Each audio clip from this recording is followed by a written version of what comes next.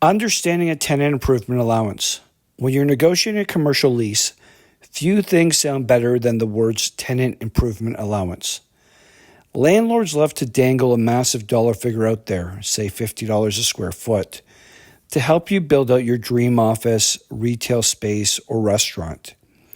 It feels like free money, but as a lawyer, it is my job to tell you that there is no such thing as free money in commercial real estate.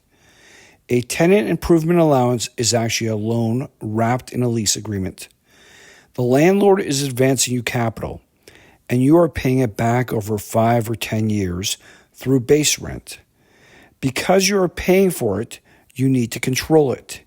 If you aren't careful, the fine print in that lease can erode your allowance before you ever lay down wiring or install cabinetry. When I review a lease, I look for 3 specific traps in the tenant improvement allowance clause, which need to be clarified to the commercial tenant. First, the definition of permitted costs. Landlords want your allowance spent strictly on hard costs, things that stay with the building like walls, flooring, and HVAC units. But as a business owner, you have soft costs.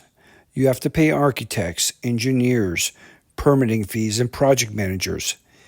If your lease says the allowance only covers hard costs, those soft costs are coming directly out of your corporate pocket. Second, the landlord's oversight fees. This trips up almost everyone.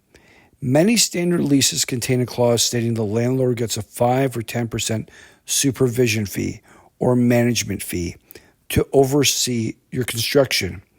Think about that. They're taking 10% of the money they gave you just to watch your contractors work. This fee should be negotiated down or eliminated entirely. Third, the deadlines and forfeiture trap.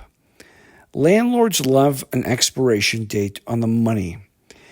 If your project gets delayed by the city permit office, which happens constantly, and you don't submit your final receipts by day 180, a predatory lease will state that any remaining allowance is forfeited to the landlord.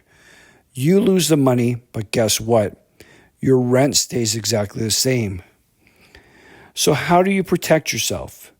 You treat the tenant improvement allowance section as a separate negotiation entirely.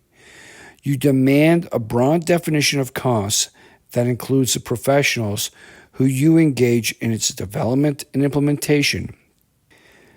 You negotiate a warranty period, so if that brand new HVAC system fails in month 6, the landlord fixes it, not you.